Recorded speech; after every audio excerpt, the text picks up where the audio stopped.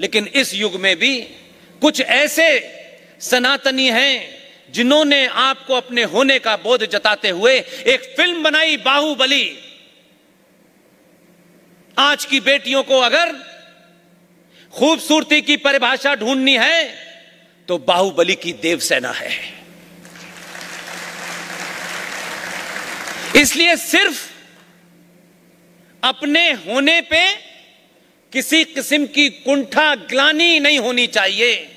और जिस दिन आपके अंदर से यह निकल गई, दुनिया की बड़ी से बड़ी ताकत आपके सामने होगी और आप अपनी शर्तों पे उससे बात करेंगे।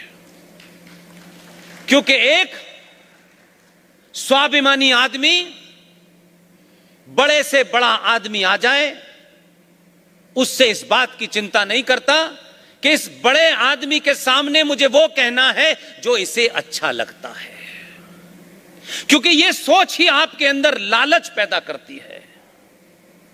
इससे कुछ मिल जाएगा, इससे हमें कुछ प्राप्त हो जाएगा। वो लालच जैसे ही आपके अंदर आता है, यह साइंटिफिक चीज है कि लालच आते ही आपके अंदर कायरता आ जाती है। और एक कायर समाज, एक कायर पुरुष, एक महिला समझौता करती है, युद्ध नहीं करती। हम सिर्फ समझौते कर रहे हैं। इन 70 सालों में भी हमने समझौते किए हैं। रोज नया समझौता करते हैं और दूसरे की शर्तों पे करते हैं। अपनी शर्त पे कोई समझौता हमने नहीं किया। तो इतने लंबे कालखंड से यह चल रहा था, लिहाजा कुछ लोगों की आदत बन गई थी। यह जो भेजा है, यह समझौता नहीं कर रहा।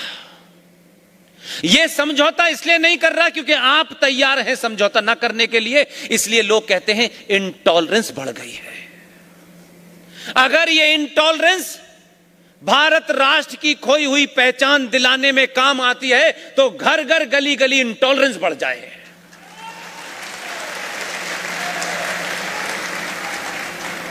लिहाजा इतिहास में कुछ भी किया हो चाटुकार लोगों ने, सच की एक प्रवृत्ति होती है, उसकी एक मनोदशा होती है। सच को जितना गहरा दबाते हैं, दफन करते हैं, सच कभी ना कभी दुगने वेग और ताकत से बाहर निकलता है, उसका समय होता है।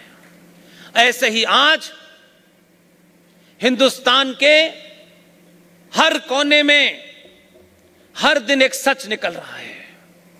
और क्योंकि हम सच सुनना चाहते हैं, सच जीना चाहते हैं, इसलिए लोग चिंतित हैं। लिहाजा आज एक घटना में इसलिए बताना चाहता हूं कि यह मेरी स्पीच एक ऐसे कॉलेज में हो रही है जहां सुबह के मैंने बच्चों को नहीं देखा। जब शाम में कुछ बच्चों को मैंने देखा, वो पजामा पहने हुए थे और हल्के नीले रंग का उनका कुर्ता था, लेकिन चेहरे का तेज बता रहा था कि यहां के बच्चों को शुद्ध रूप से सनातनी बनाया जा रहा है। सनातनी कोई ऐसा शब्द नहीं है, अगर उसको आज आप अंग्रेजी में ट्रांसलेट करना चाहें, यह मेरी बात है, आपको उसकी परिभाषा में कुछ ऐड करना हो तो कर सकते हैं। सनातन का आज अगर हम ट्रांसलेशन करें तो उसका मतलब है साइंस। सनातन शुद्ध साइंस है, किसी जादू मंत्र टोने मोने पे नहीं रखा गया है। इसलिए मुझे खुशी है कि जब मैं इन बच्चों से बात करूं, इनके सामने बात रखूं, तो मैं रहूं या ना रहूं, कभी मिलूं या ना मिलूं, लेकिन मेरे बताए हुए तथ्यों पर जब ये बोलें तो करोड़ों चाटुकार उस दौर के बैठे हों, लेकिन उनकी हिम्मत ना हो कि तर्कों पे एक भी बच्चे को वो काउंटर कर सके। मेरा सिर्फ इतना ही एजेंडा है।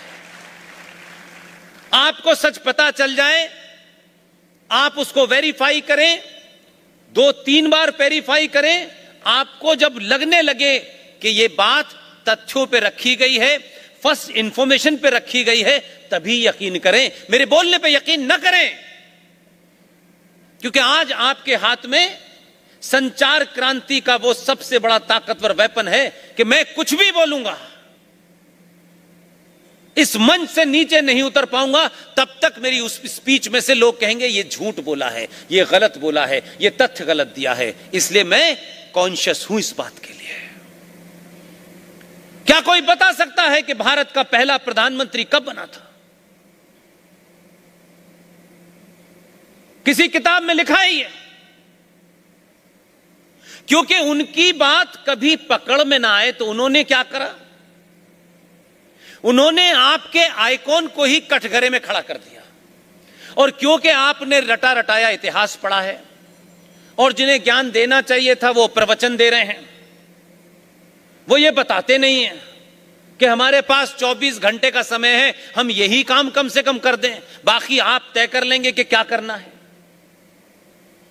तो किताबों में लिखी हुई बातों को हम बता रहे हैं और ऐसे ऐसे महान लोग हैं। मुझे बताया गया कि एक स्कॉलर हैं, पहले तो यह शब्द ही उनके साथ जोड़ना शर्मनाक बात है, जेएनयू में हैं, उन्होंने इतिहास लिखा है। 29 साल की उम्र में उन्होंने भारत का इतिहास लिखा है, मुगलों का इतिहास लिखा है, और वो लिख ऐसे रही हैं कि औरंगजेब से बात करके आई हूं जैसे। और खुद लिख रही है अपनी किताब में कि मैं कुछ चीजों को जानने के लिए इंग्लैंड गई थी, वहां जाकर के जान के आई कि ये ऐसा हुआ था। उन रोमिला थापर ने बहुत सारी चीजें लिखी हैं, लेकिन मैं ओरिजिनल सोर्स जो है मैं उसको कोट करता हूं, उसके अलावा कोट ही नहीं करता। हमने कभी ये बात आपस में की कभी कि जब हम ये सबसे कहते हैं कि भारत के पहले प्रधानमंत्री कौन थे, तो हम कहते हैं जवाहरलाल नेहरू थे। लेकिन क्या किसी ने वो किताब पढ़ी?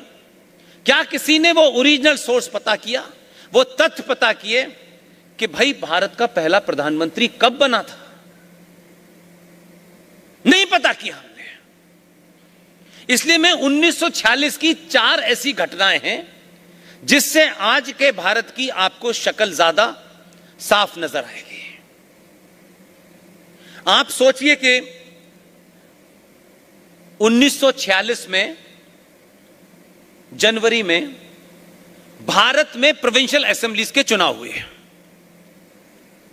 और पूरे देश में 1585 प्रोविंशियल असेंबलीज की सीट थी। उनमें से 492 सीटें मुसलमानों के लिए रिजर्व थी। चुनाव हुआ, मुस्लिम लीग को 492 में से 429 सीटें मिली। जनवरी में यह चुनाव होता है, चुनाव सरकार बनी, कांग्रेस पार्टी ने कई राज्यों में बना ली, और वो चुनाव का जो नारा था, कांग्रेस पार्टी राष्ट्रवाद की बात कर रही थी, भारत की बात कर रही थी, और मुस्लिम लीग कह रही थी मर मर के लेंगे पाकिस्तान, हर कीमत पे लेंगे पाकिस्तान। ये उस वक्त का नारा था। ये जनवरी 1946 की घटना है। इसलिए मैंने कहा कि कुछ घटनाओं को जब आप कड़ी बार जोड़ेंगे तो आपको पता चलेगा कि बीमारी थी कहां। उस जनवरी के बाद में फिर आया मार्च। मार्च के अंदर 1946 में ग्रेट ब्रिटेन के प्रधानमंत्री क्लेमेंट एटली ने यह घोषणा की कि हम बहुत जल्दी ही, बहुत शीघ्र ही ट्रांसफर ऑफ पावर करने वाले हैं। यह उनकी घोषणा है। अब आप मार्च से चले तो आप अप्रैल में आइए।